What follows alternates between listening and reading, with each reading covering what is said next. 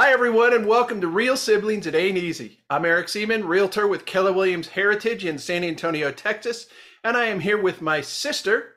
I am Donna Reed, and I'm with Keller Williams Southern Arizona in Tucson, Arizona. This is not your typical real estate podcast, and we are not your run-of-the-mill hosts. Where we live, how we live, and what type of property you call home reflects your life, livelihood, and your lifestyle.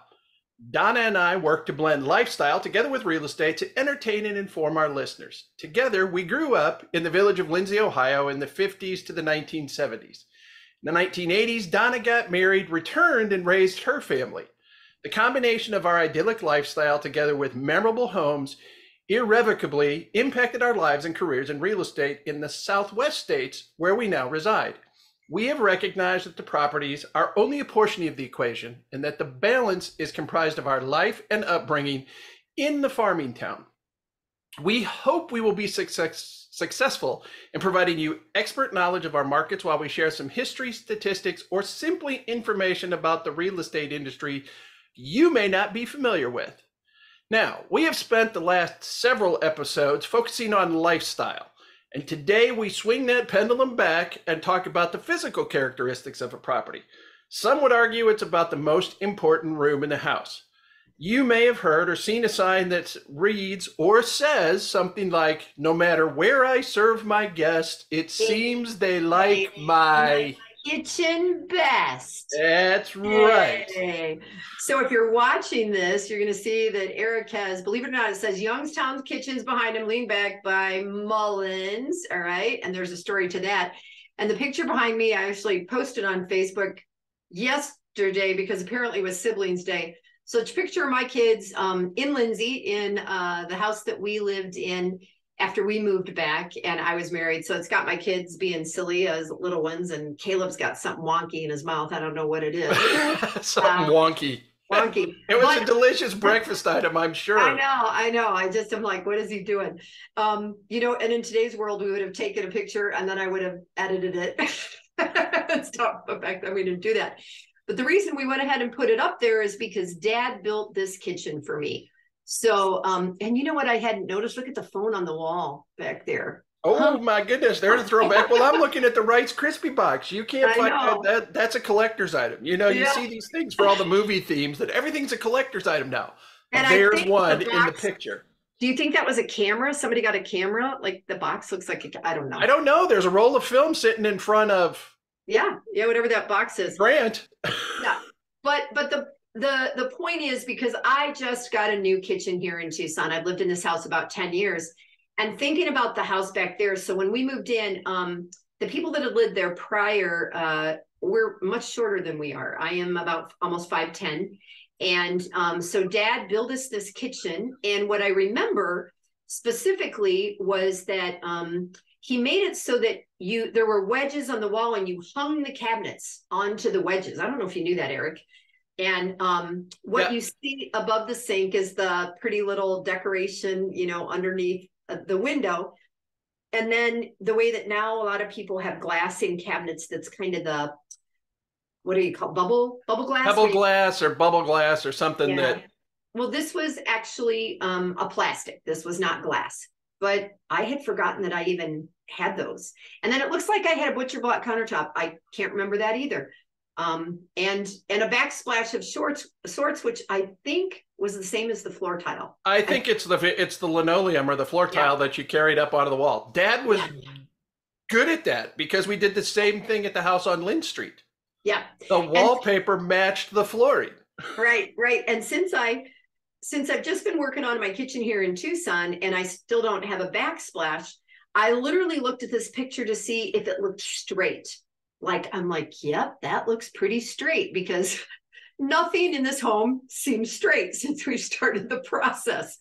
And the backsplash that I chose, right now, subway tile is popular everywhere, right? The kind of the square. And I chose something that's more arabesque, that's different colored, because my cabinets themselves are pretty neutral. I'm sorry, more what? Arabesque. Isn't that a ballet term, an arabesque? It is. So we can go either way. It's a ballet shaped wall piece, but clear as mud. Yeah, clear as mud. Bottom line is, it's not square. And so as I was talking to the man that's going to install it, I said, so do we have to take it all the way up to the cabinets, or do we fill in with grout? He walked into the other room there, and then he looked over and he said, you need to take it up as high as somebody will see it standing over here. And because it's a weird shape, it's going to be harder to put together. And then we talked about the wet saw, and do you have to do that? And could we fill it in with grout? Could we put a piece of wood? So it's been quite a process. And I paid my first $5,000 in July of 2022. Okay. All right. Now, hold on there. I want to read you something that I found. Now, how do you pronounce your townhome community? Las Quintas. Las Quintas Townhome is a charming townhome community located in North Tucson, offering a collection of stunning residences ranging from 1,000 to over 1,600 square feet. The townhome provides low-maintenance lifestyle in an ideal location. The properties date back to the 1970s, and most are updated, showcasing modern kitchens, renovated bathrooms, and freshly painted interiors. Home buyers will find move-in ready homes with nice floor plans, soaring ceilings, crown molding, and attractive fireplaces. Modern kitchens highlight granite countertops, stainless steel appliance, and custom cabinets. Who wrote that? Okay. It's a real estate website, not. That is, okay, that's a riot, because I am just updating for the first time the kitchen that was put in 1979, because when I moved in, I wasn't sure. We had some of these townhouses had sunken living rooms. I didn't use granite. I used, like Corian, solid surface. I need to find that website and ask them if they've been in one of these lately. But here's what is great about this community is they were really solidly built and you've been here. They were well built. We have 2-car garages. We have front and back courtyards, all those things that I like. And I have a big kitchen that wasn't being well utilized. And now it is. Now that whole wall where the hutch that Dad had made me sat, now I have cabinets there, and it's lovely. And one of these days, maybe we'll put on the website, or we'll put the picture of the new kitchen in when I get the back. So you did say you went with a Corian or a quartz? Yeah, they call it solid surface, but it's solid surface. Okay, Corian. so you went with the solid surface material rather than a natural stone, rather than a quartz, or anything like that. Yeah. Reasons you made that selection? Partially because I was putting a cool butcher block, a real nice wood in between the transitional piece between the kitchen and the dining. But my house is only worth, okay, I'm going to say only, in Tucson, my house is worth between about $320,000. So it doesn't warrant a $50,000 kitchen. And I was told by many people that the Corian holds up just as well, and I don't have to worry about it. And so I made partially a look and partially an economic decision. Okay. And that's important, because you and I both work with investors who flip. Yep. And there are certain areas where it's like, you're not going to do not think you have to put in granite in order to sell this.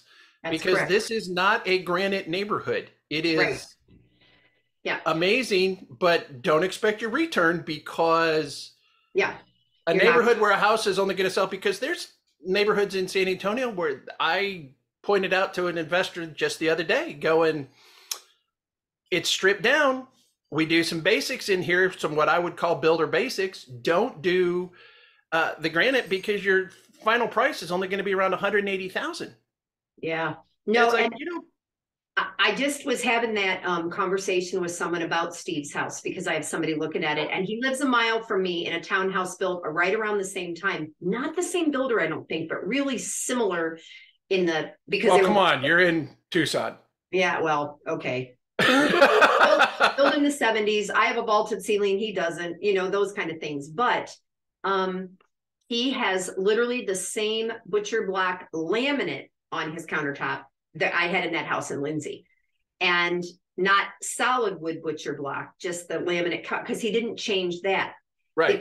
The kitchen's massive, and the flipper that came in said I might paint these cabinets, but there's no way on earth I would remove them and make them something different, because nobody's going to build or buy or put in this much good storage. So we were having that discussion about what do you do, in Right. a home super Now, sturdy. and then, okay, so keeping us moving along. Yeah, yeah. Stainless steel appliances. Did you make the transition and do stainless steel? I did not. I don't And like. why not? I don't like stainless steel because it shows all the fingerprints and all that stuff. So I have white at World. I have white appliances, and I like my white. I know. Oh my God. I like my white appliances. My stove is newer. I'm in an all electric community. And so the stove isn't old. And I made a shelf for my microwave as compared to up above the oven. And the day may come when I get a new refrigerator, and I have to get a new dishwasher.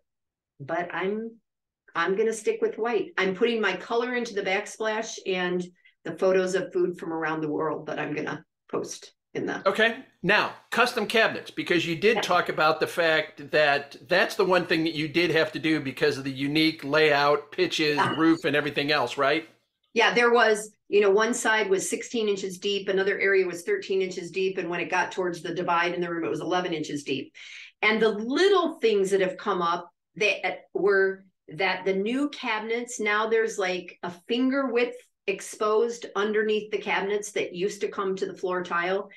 And I talked to somebody about grouting it, and he said, nope, do caulk, it'll stick better, do it, but I have these random little things because the house was crooked, and they tell me every house is crooked. So it is. I mean, think about the building material. You have wood, and wood is warped. We have seen the wood going in on framed houses that you can already see the warp in the wood, even though it's been sistered together or whatever else. And despite the best sheetrockers who are really good at blending in mud and whatever, there's that curve to the wall.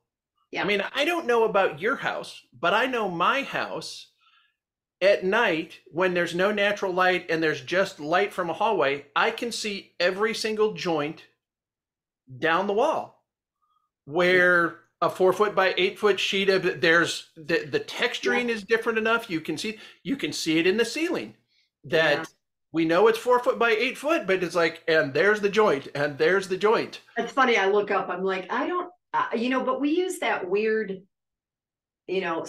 finish over top out here that was never back in the Midwest. So I don't see it here, but I definitely seen it in some homes.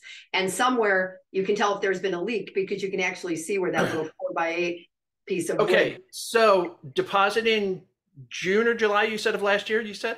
In July of last year. And originally they thought they'd have it done in October. And then the guy that's really in charge goes, there's no way it's going to be done in October.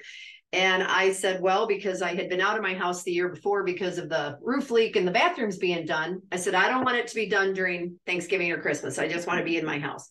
So then we pushed it to January, and then it wasn't done in January. And then we pushed it to February. And then I was having company. And so it became March install. So a lot of it was personal. It wasn't necessarily supply issues. Yeah, no, it wasn't. But they typically do a commercial stuff. I was a random client because I sold the home of the owner of the company. That is the reason they did a custom kitchen for me at what is a fairly reasonable price. But I also got pushed a little bit because of that. And I have a few things right now that still need to be done. They're going to come back. But they're out of town doing another commercial job at one of the mines that they have to do. And I'm mostly done, and I'm living here again. So for me, and the longer I put it off, the longer I hold on to my last $10,000. Okay. All right. So you hold on to that money, and let's jump to the picture that's behind me for anybody on YouTube. If you're not, I was out showing homes about 7 years ago, went into an old potential investment property and ran into the logo that's behind me, which is Youngstown Kitchens, which was a division of Mullins. And the reason that was significant to us, is because our father grew up in Eastern Ohio. near Youngstown. Youngstown Kitchens actually moved its location to Warren, closer to where Dad grew up in Bristolville. Mhm. And both my grandfather and my uncle and my father all worked at Youngstown Kitchens, making what was one of the top selling metal kitchen designs of the late 1940s into the late 1950s. It was about a 10 to 12 year run is what they figured. Now, it didn't actually close until another 10 years after that, but its heyday was kind of 1947 up to around 58 to 60, depending on what you would see. Was it what you thought, Eric? Like when you went in and you saw this in the house, was it like what you would have envisioned, or did we? Because you and I just talked about metal versus wood. No, this was a very, very modest setup. Okay. This was nowhere near all of the things that went into Youngstown Kitchens or the metal kitchens that you had the design. And it's like, look, we want it was really Youngstown Kitchens that came up with the idea of the work center and putting in a little desk to make it easier for the housewife to sit and organize her day and write down her grocery and her shopping list. I mean, I watched Did you read, and did it say her and she and all that? Actually, I did my research on YouTube, and you can actually, I'm going to post a link in this.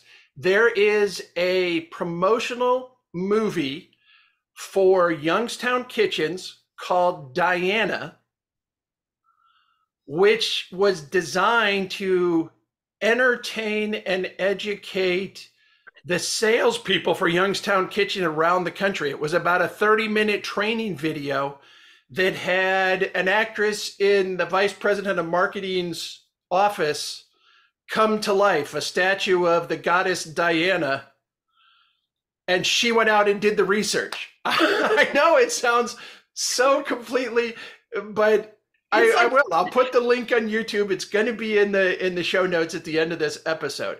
So, and Eric, I'm going to find somewhere. I have the salesman's kit of the Youngstown Kitchen that was in the you still have it.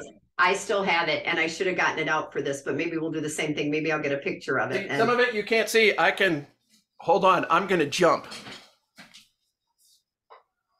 You're going to jump? I jumped up. Oh, you have one of them. Where did you get that? In a set of blocks that I had. Okay. You disappeared, by the way. Okay. I know. It's something about these virtual backgrounds, but it is one piece that's the kitchen sink portion of it. And I thought about displaying it at my office, putting a shelf in my office and putting it together, because it's how the salespeople used to sell. They would go in and you could move the pieces around. And yeah, maybe that's something we can add. Had the little grid format that was basically 1 foot square, so they could see exactly how things were going to fit in a corner, and a lazy Susan, and the doors. Yep, it had everything. Yep. Yeah. So there's that, and then we transitioned, and we talked about what a classic 1970s kitchen we moved into with the house that we bought, moving from our Main Street house to our Lynn Street house as a family.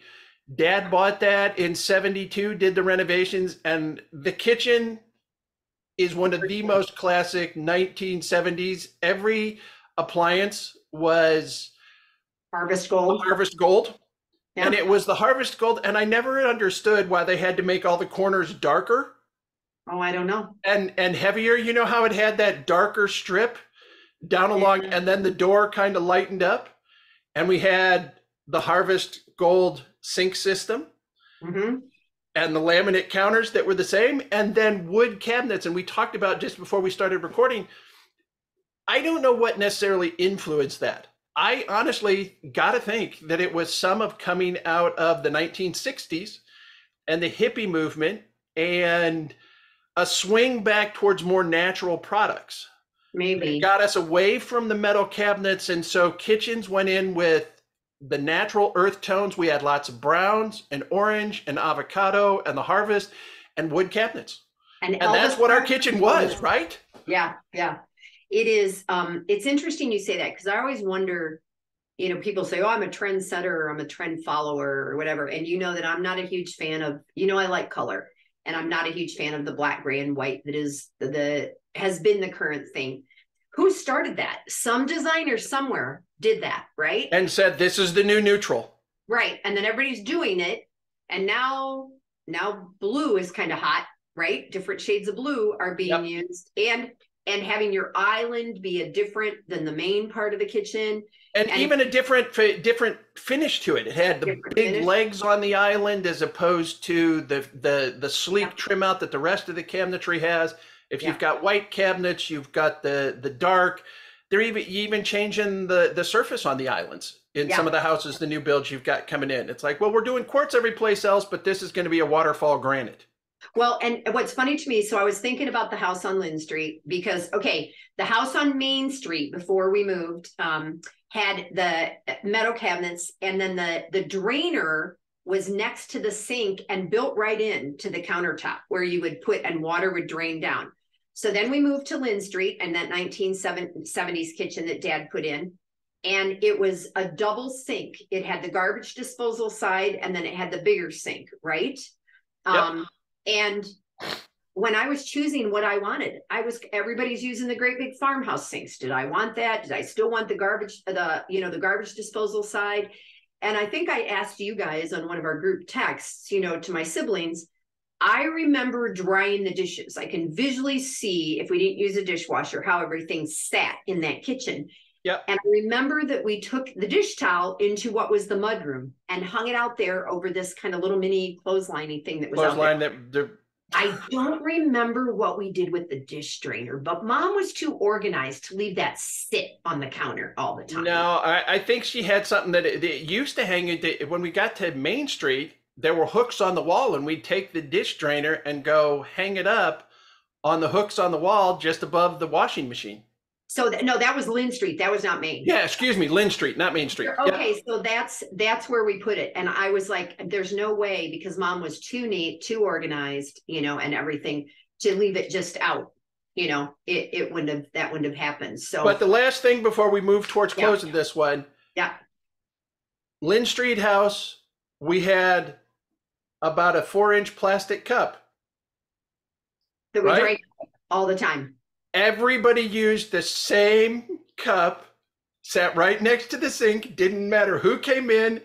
You grabbed the cup and you got a drink of water. It was like orange or yellow. From the tap. Yeah. Dad, at some point, he was doing some of that injection molding, or a client was, and he got these free plastic cups that. Okay, wait. We got plastic ones when I worked at Terra Tech because we had a plastics department. So we got some there, but I think those were like Tupperware-ish or something, but you're right. We didn't all have our own bottles that were chilling or whatever. Everybody drank out of the tap. And the same cup, the same tap, you rinsed out, and then to make sure it was clean, you turned it on its side after you got a drink and you set it back up there wet. So either we've just all had all the germs and we're fine, or but it explains our Dane Bramage. That was good, Eric. But you know what? Our generation talks, my generation, a little bit ahead of yours, but we talk about that a lot. The things that we did, the things that we lived with, the things that were normal. We don't know that they were all safe. Me drinking out of the creek wasn't safe necessarily. But I did too. Yeah,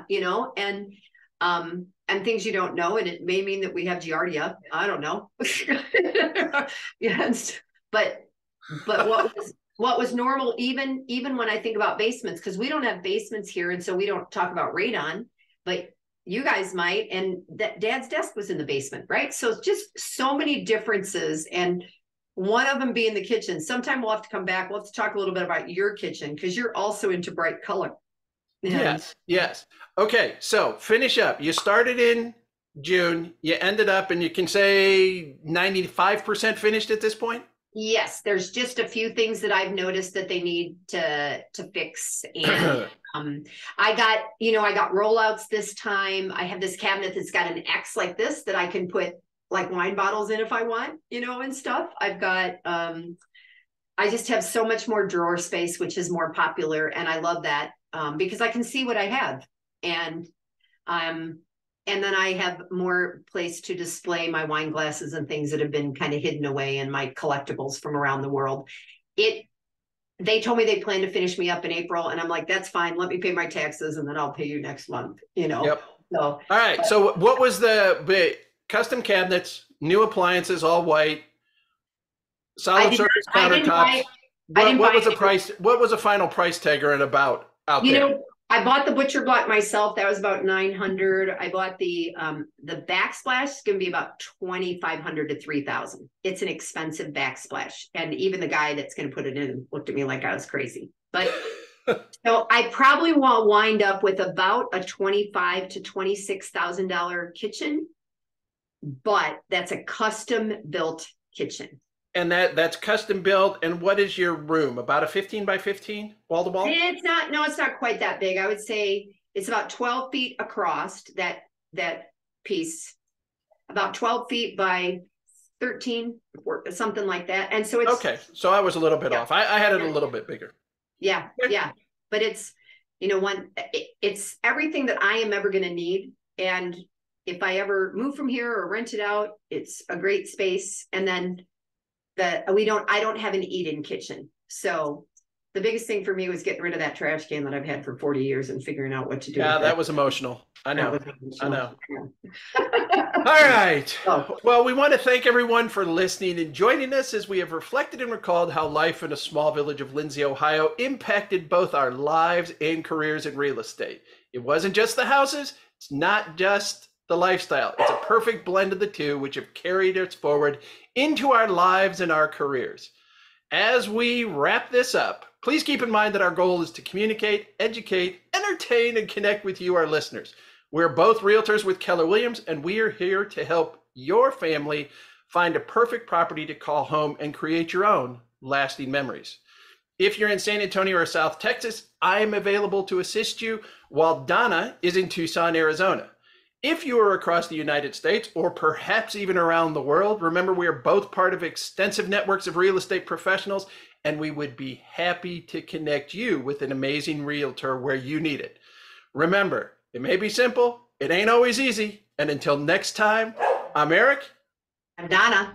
And we are Real Siblings. Thanks, everybody. All right. Thanks, y'all.